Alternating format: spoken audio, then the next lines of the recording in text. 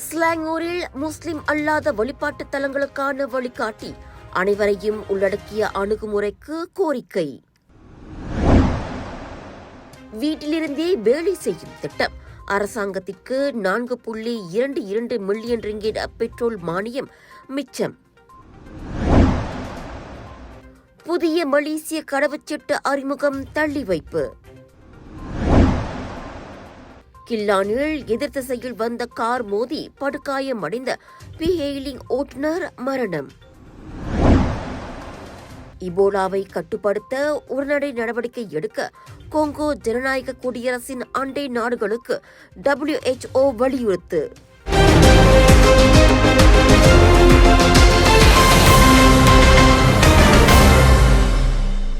Malaysia India இடையிலான நட்புறவும் கூட்டுழைப்பும் இருநாட்டு மக்களின் நன்மைக்காகவும் பொருளாதார வளர்ச்சிக்காகவும் தொடர்ந்து விரிவுபடுத்தப்படும் என்று மனிதவள அமைச்சர் டத்தோஸ்ரீ ரமணன் ராமகிருஷ்ணன் தெரிவித்துள்ளார்.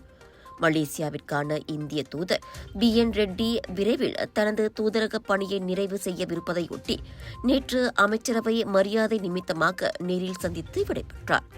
இந்த சந்திப்பு குறித்து டத்தோஸ்ரீ ரமணன் தனது அதிகாரப்பூர்வ முகநூல் பக்கத்தில் பதிவிட்டுள்ளார். இரு நாடுகளும் மிக முக்கியமான பங்காளிகளாக விளங்கும் சூழலில் இந்த சந்திப்பு எதிர்கால ஒத்துழைப்பு மற்றும் திட்டங்கள் குறித்து விரிவாக கலந்துரையாட நல்லதொரு வாய்ப்பாக அமைந்ததாக அமைச்சர் குறிப்பிட்டுள்ளார். மலேசியாவும் இந்தியாவும் மிக நெருங்கிய பங்காளிகளாக இருக்கும் வேளையில் இந்த சந்திப்பு இரு நாடுகளுக்கும் இடையே வளர்ந்து வரும் எதிர்கால பரஸ்பர உறவு குறித்து பல நல்ல கருத்துக்களை பரிமாறிக்கொள்ள வழிவகுத்தது என்று ரமணன் கூறினார். மலேசியாவில் பணியாற்றிய காலத்தில் இருநாட்டு உறவை அடுத்த கட்டத்திற்கு கொண்டு செல்ல BN ரெட்டி ஆற்றிய சிறந்த பங்களிப்பிற்கும் காட்டிய அர்ப்பணிப்பிற்கும் அமைச்சர் தனது நெஞ்சார்ந்த நன்றியையும் தெரிவித்துக் கொண்டார். இந்திய தூதர் வெறும் அலுவல் ரீதியான உறவை மட்டும் பேணாமல் இரு நாடுகளுக்கும் இடையே ஆழ்ந்த மரியாதையையும் நம்பிக்கையையும் கொண்ட ஒரு நல்ல நட்பு பாலத்தையும் உருவாக்கியுள்ளார் என்றும் அவர் பாராட்டினார். மக்களுக்கு ஒரு சிறந்த மற்றும் நிலையான எதிர்காலத்தை உருவாக்க ஏற்கனவே உருவான இந்த வளமான நட்புறவை மலேசியா தொடர்ந்து முன்னெடுத்துச் செல்லும் என்றும் அமைச்சர் ரமணன் உறுதியளித்துள்ளார். வணக்கம் மேக்ஸ், உங்கள் புதிய OTT உலகம். எல்லா வகை தகவலும் பொழுதுபோக்கும் ஒரே இடத்தில், குறைந்த விலையில் நிறைந்த அனுபவம். இப்போது 2 மாதங்களுக்கு இலவச சந்தா. வணக்கம் மேக்ஸ், உங்கள் பொழுதுபோக்கின் புதிய முகவரி.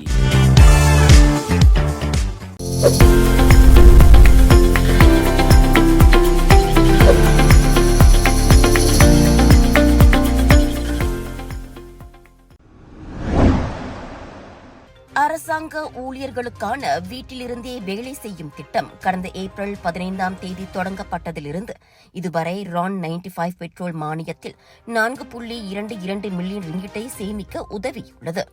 இந்த திட்டத்தின் மூலம் ஒட்டுமொத்தமாக 2.14 மில்லியன் லிட்டர் எரிபொருள் சேமிக்கப்பட்டுள்ளதாக அரசாங்க தலைமைச் செயலாளர் தன்ஸ்ரீ ஷம்சுல் அஸ்ரி அபுபக்கர் தெரிவித்துள்ளார்.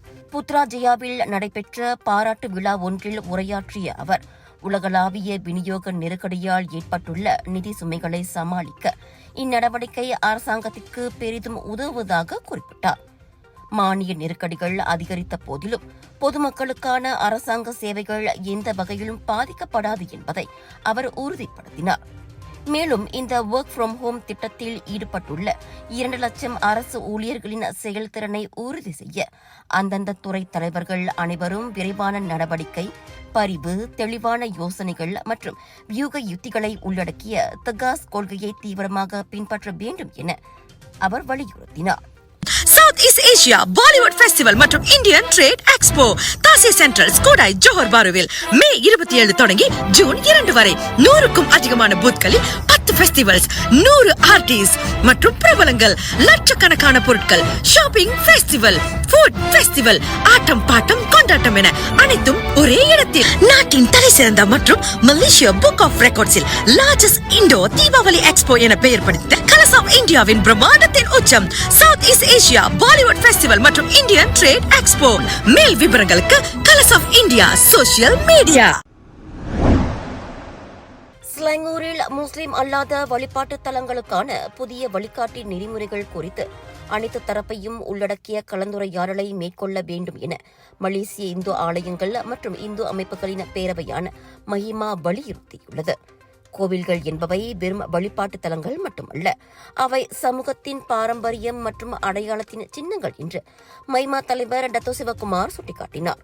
போக்குவரத்து மற்றும் நகரமைப்பு திட்டமிடல் குறித்தே இந்த வழிகாட்டிகள் வரையப்பட்டுள்ளதாக மாநில அரசு விளக்கம் அளித்திருந்தாலும் பொதுமக்களின் கவலைகளை சாதாரணமாக எடுத்துக்கொள்ளக்கூடாது என்று அவர் கூறினார்.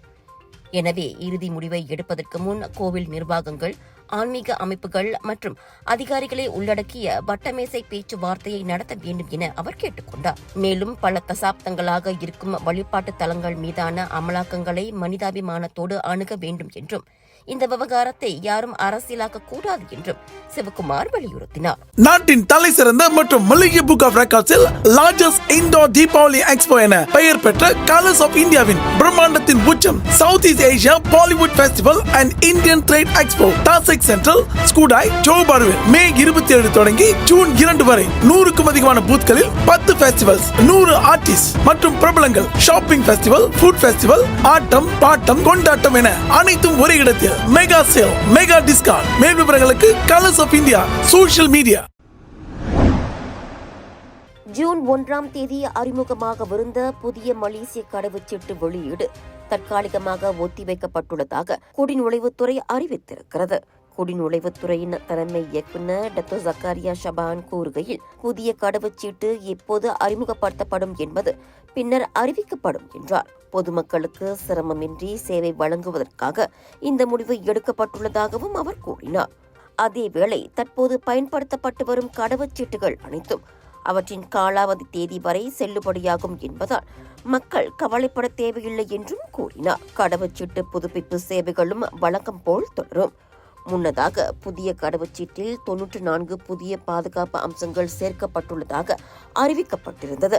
இதில் ஹோலோகிராம்ஸ், மறை பாதுகாப்பு குறியீடுகள் மற்றும் புற ஊதா கதிர் அச்சிடல் போன்ற அம்சங்கள் இடம்பெற்று போலி கடவுச்சீட்டுகளை தடுக்க உதவுகின்றன.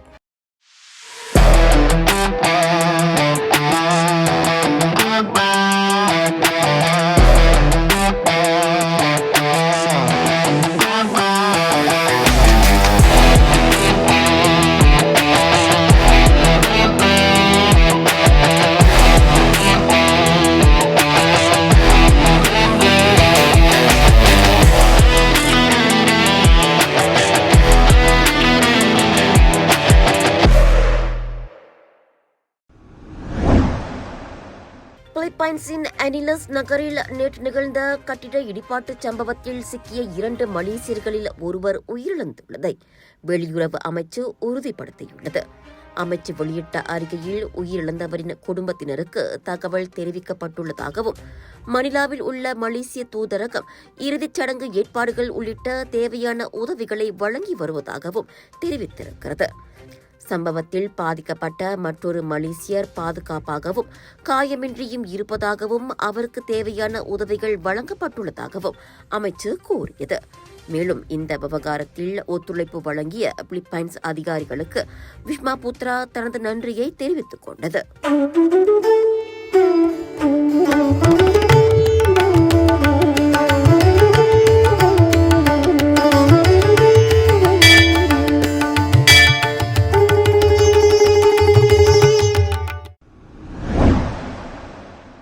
சௌஜானா பூச்சோங்கில் புரோட்டோன் X70 வாகனம் சம்பந்தப்பட்ட திருட்டுச் சம்பவம் குறித்த பொது புகாரை பெற்றதைத் தொடர்ந்து மேற்கொண்ட நடவடிக்கையில் 3.85 மில்லியன் ரிங்கிட் மதிப்புள்ள ஷாபு போதைப் பொருளை போலீசார் பறிமுதல் செய்ததோடு உள்நாட்டைச் சேர்ந்த 2 ஆடவர்களையும் கைது செய்துள்ளனர். வாகனத்தில் புகுந்து திருட முயன்றதாக கூறப்படும் நபர்கள் குறித்த தகவல் மே 13ஆம் தேதியன்று புக்கிட் பூச்சோங் போலீஸ் நிலைய அதிகாரிகளுக்கு தெரிவிக்கப்பட்டது.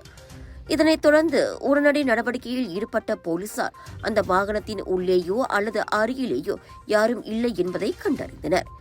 எனினும் பின்புற பயணிகள் இருக்கை பகுதி மற்றும் பானட் பகுதியை மேலும் ஆய்வு செய்ததில் 1,74,909 கிராம் எடையுள்ள ஷாபு போதைப்பொருள் அடங்கிய 172 பொட்டலங்கள் கொண்ட 9 பிளாஸ்டிக் பைகள் பறிமுதல் செய்யப்பட்டதாக சுபாங் ஜெயா போலீஸ் தலைவர் உதவி commissioner Wan Azlan Wan Mamat தெரிவித்தார்.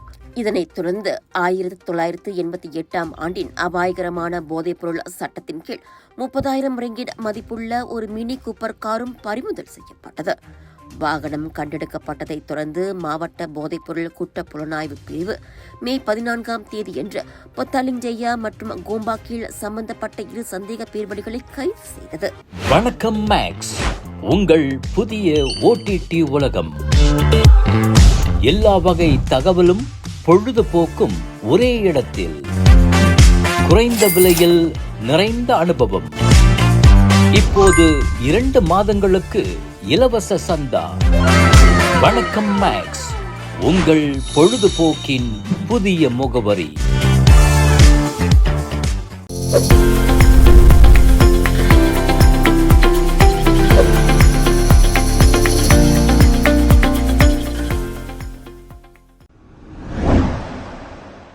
கில்லானில் கடந்த மே 13ஆம் தேதி எதிர் திசையில் வந்து கொண்டிருந்த கார் மோதி படுகாயமடைந்த பிஹேலிங் மோட்டார் சைக்கிள் ஓட்டுநர் நேற்று மாலை உயிரிழந்தார். தங்கு அம்பான் ரைமா மருத்துவமனையில் தீவிர சிகிச்சை பிரிவில் சிகிச்சை பெற்று வந்த அவர் நேற்று மாலை காலமானதாக அவரது குடும்பத்தினர் தெரிவித்தனர். இதனிடையே அவரது தந்தை சம்பந்தப்பட்ட ஓட்டுநருக்கு எதிராக வழக்கு தொடர உள்ளதாகவும் அதற்கான சம்மன் மனு ஏற்கனவே தாக்கல் செய்யப்பட்டுள்ளதாகவும் கூறியுள்ளார். கடந்த மே 18ஆம் தேதி 35 வயதான ஆடவர் மது அருந்திய நிலையில் வாகனம் ஓட்டி உயிரிழந்த 27 வயது நபருக்கு கடுமையான காயம் ஏற்படுத்தியதாக சுமத்தப்பட்ட குற்றச்சாட்டை நீதிமன்றத்தில் மறுத்து விசாரணை கோரியிருந்தார் என்பது குறிப்பிடத்தக்கது. கடந்த மே 18ஆம் தேதி 35 வயதான ஆடவர் மது அருந்திய நிலையில் வாகனம் ஓட்டி உயிரிழந்த 27 வயது நபருக்கு கடுமையான காயம் ஏற்படுத்தியதாக சுமத்தப்பட்ட குற்றச்சாட்டை நீதிமன்றத்தில் மறுத்து விசாரணை கோரியிருந்தது குறிப்பிடத்தக்கது. சம்பவம் நடந்தபோது சந்தேக ஆடவனின் ரத்தத்தில் 100 மில்லிலிட்டருக்கு 196 மில்லிகிராம் மது இருந்ததாக குற்றம் சாட்டப்பட்டது. இந்த விபத்து கடந்த மே 13ஆம் தேதி அதிகாலை கில்லான் பர்சியாரான் கோத்தா பகுதியில் நடந்தது. சமையலுக்கு நேரமில்லையா? இதோ செஃப் ஈஜி ப்ராடக்ட்ஸ். சைவமும் அசைவமும் சூடு செய்து சாப்பிட தயாரான வீட்டு சுவை. ரூம் டெம்பரேச்சரில் பாதுகாப்பாக வைக்கும் நம்பகமான உணவு. எந்த ரசாயனமும் இல்லை, எந்த பதப்படுத்தும் மருந்தும் இல்லை. ஷாப்பி, லசாடா, டிக்டாக் எங்களின் அதிகாரப்பூர்வ அகப்பக்கத்தில் இன்றை வாங்குங்கள். செஃப் ஈஜி ப்ராடக்ட்ஸ், வீட்டு சுவை உங்கள் ஓட்டத்தில். விலையோ மலிவு, செலவோ குறைவு, தரமோ உயர்வு, மனமோ நிறைவு. மக்களின் தேர்வு என்ரிகோஸ் முழு ஆடை சத்துள்ள பால்மாவு.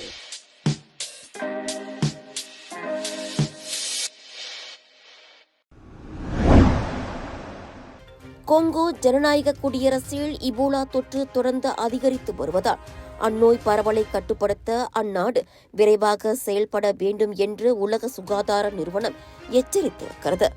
அதோடு இபோலா பாதிப்புக்கு அருகேயுள்ள எல்லையோர நாடுகள் அதிக அபாயத்தில் இருப்பதால் அவசர நடவடிக்கை எடுக்க வேண்டும் என்று உலக சுகாதார நிறுவனத்தின் தலைமை இயக்குநர் டெட்ரஸ் அடனம் கேட்டுக் கொண்டுள்ளார். மேலும் இன்று தாம் கொங்கோ ஜனநாயக குடியரசுக்கு பயணம் மேற்கொள்ளவிருப்பதாகவும் அவர் அறிவித்துள்ளார். இந்த நோய் பரவலை கண்டறிவதில் ஏற்பட்ட தாமதத்தால் தொற்று பரவலை இப்போது சமாளிக்க வேண்டியுள்ளது. தற்போதைக்கு நோய் பரவலின் வேகம் எங்கள் முயற்சிகளை விட அதிகமாக உள்ளது என ஜெனீவாவிலிருந்து காணொலி கருத்தரங்கு மூலம் அடனம் கூறினார். அரசாங்க ஊழியரா நீங்கள்? கடனுதவி வேண்டுமா? கவலை வேண்டாம். உங்கள் பண தேவையை தீர்க்க காத்திருக்கிறது அரசாங்கத்தின் முழு அங்கீகாரம் பெற்ற நிதி நிறுவனம் அங்காதான் ஜாதி டீரி. எளிய முறையில் குறுகிய காலத்தில் உங்களின் கடனுதவி அங்கீகரிக்கப்படும். உடனே திரையில் காணும் QR கோட்டை ஸ்கேன் செய்து மேல் விவரங்களை பெற்றுக் கொள்ளுங்கள். இது ஒரு சில நிபந்தனைகளுக்கு உட்பட்டது.